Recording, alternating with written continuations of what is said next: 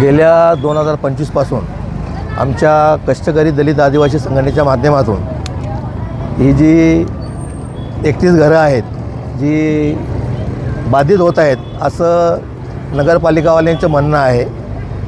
त्या संदर्भात आम्ही आमच्या संघटनेच्या वतीनं प्रांत कार्यालयावरती मोर्चा काढला होता। त्याच्यानंतर आम्ही उपोषणाचं पत्रही दिलं होतं।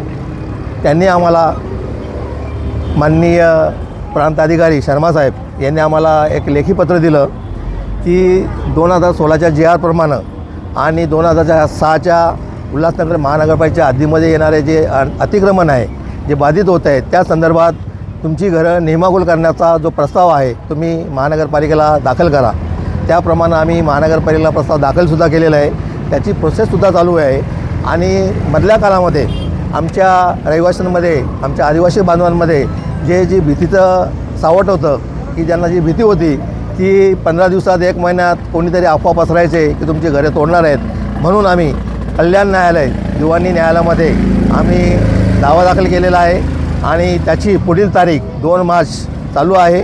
न्यायालयीन प्रक्रिया चालू आहे आणि आम्हाला काल गुरुवारी अचानक नगरपालिकेचे उल्हासनगर महानगरपालिका प्रभाग समिती 2चे कर्मचारी येऊन गेले आणि त्यांनी सांगितलं की तुम्हाला गुरुवारी आम्ही तुमची घरं तोडू, तुमचं सामान वगैरे काय असेल तर बाहेर काढून घ्या, आम्ही घरं तोडायला येणार आहोत। त्यानंतर आम्ही ताबडतोबीनं काल सगळ्या संबंधित विभाग जे आहेत आम्ही धीरज चव्हाण साहेब आहेत ॲडिशनल कमिशनर त्यांना भेटण्याचा प्रयत्न केला। परवा आम्ही आयुक्त मॅडम आहेत ते वेळेअभावी आम्हाला भेट होऊ शकली नाही, परंतु आम्ही धीरज चव्हाण साहेब आहेत त्यांच्याशी अर्धा तास डिस्कशन केलं।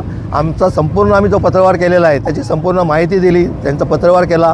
त्याच्यानंतर DCP साहेब जे आहेत DCP साहेबांबरोबर आमची मागणी आहे की जोपर्यंत आमचं पुनर्वसन होत नाही आम्हाला आमच्या लोकांना पर्यायी घरं किंवा जागा उपलब्ध करून देत नाहीत तोपर्यंत आमची घरं त्यांनी तोडू नयेत, खाली करू नयेत आणि न्यायालयीन प्रक्रियेचा सुद्धा त्यांनी मान ठेवला पाहिजे जेणेकरून त्यांच्यावरती कोर्ट ऑफ कंडक्ट होऊ शकेल। आणि मॅडम जे आहेत पालिका आयुक्त यांनी स्वतः 4/4/2025 रोजी माननीय मुख्याधिकारी अंमलदारांचं पत्र दिलेलं आहे की या घरांचं जोपर्यंत पुनर्वसन आणि यांना पर्यायी जागा जोपर्यंत देत नाही तोपर्यंत आम्ही घरे यांच्यावर खाली करणार नाहीत, आम्ही त्यांच्यावर कारवाई। हे 25 ते 30 वर्षापासून हे लोक 50 वर्षापासून हे लोक राहत आहेत आणि 4 पिढी झाली आमची। सगळे विशेष म्हणजे पहिल्या याच्या अगोदर आमचे आदिवासी बांधव आहेत ते वसलेले आहेत, पिढ्यानपिढ्या वसलेले आहेत, नंतर हा इतर समाज या ठिकाणी वसलेला आहे।